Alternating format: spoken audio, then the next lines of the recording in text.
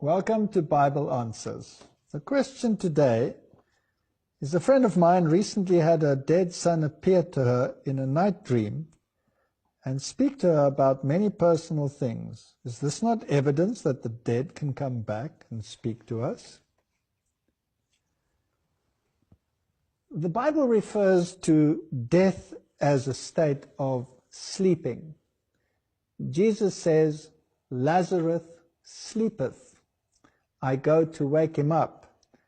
And the disciples thought he was talking about literal sleep, but he was speaking about his death. So he said to them plainly, "Lazarus is dead." And when he woke Lazarus up after 4 days in the grave, he was already decomposing. So Jesus is the way, the truth, and the life. And he is the one who has life within himself and can give it to others. But death is a state of sleep. Daniel is told, finally, that he will go his way, he will rest, and he will rise at the latter time.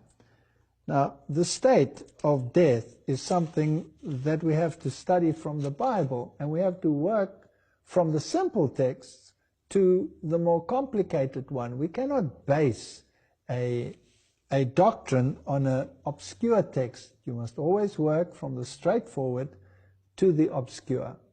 So when the Bible talks about the blood of Abel crying out from the ground, does it mean that the blood is literally crying, or does it mean it in a metaphorical sense? Obviously, it's not literal. Or when the souls are under the altar crying out, "How long, sovereign Lord, before you come and end the misery on this planet?" Are they literally under the altar? If they were, they would be most miserable, cramped up in that position. Obviously, their blood, like Abel's blood, is crying out and asking this question. If we turn to Job, and we read there in chapter 7, it says, "Oh, remember that my life is a breath. My eye will never again see good. The eye of him who sees me will see me no more. While your eyes are upon me, I shall no longer be. As the cloud disappears and vanishes away, so he who goes down to the grave does not come up. He shall never return to his house, nor shall his place know him anymore." That's pretty plain teaching. That is telling us what the state of death is. He is no longer breathing, he's no longer thinking, has no cognitive function.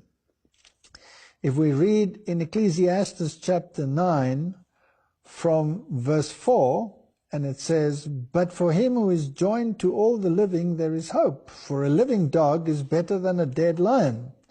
For the living know that they will die, but the dead know nothing. And they have no more reward, for the memory of them is forgotten. Also their love, their hatred, their envy have now perished. Nevermore will they have a share in anything done under the sun." That's pretty plain teaching. So they know nothing. They are in a state of unconsciousness. If we read in verse 10, "Whatever your hand finds to do, do it with your might, for there is no work or device or knowledge or wisdom in the grave where you are going." So Jesus taught very plainly that resurrection is the time when people come back to life. If we go to John chapter 14, that famous verse where Jesus says, "Let not your hearts be troubled. You believe in God, believe also in me. In my Father's house are many mansions. If it were not so, I would have told you. I go to prepare a place for you. And if I go and prepare a place for you, I will come again and receive you to myself, that where I am, there you may be also." So when is Jesus coming to fetch those that are his? Only at the second coming. So until such time they are not in heaven, they cannot be, because he says he's coming to fetch them again at the second coming. So they are in a state of sleep. They know nothing.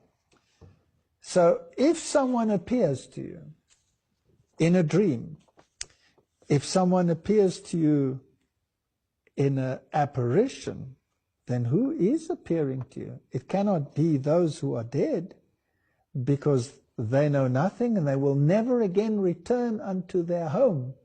Then it must be a demon impersonating the one. And he will have a thorough knowledge of your circumstances and your life, and he will give the impression that he is impersonating, or that he is the son or the daughter or the husband or the wife. And the Bible tells us that we should have nothing to do with spiritism. To the law and to the testimony, if they speak not according to this word, they have no light in them. So the Bible admonishes us to believe the word, and therefore not to believe what apparitions say or spirits say to us.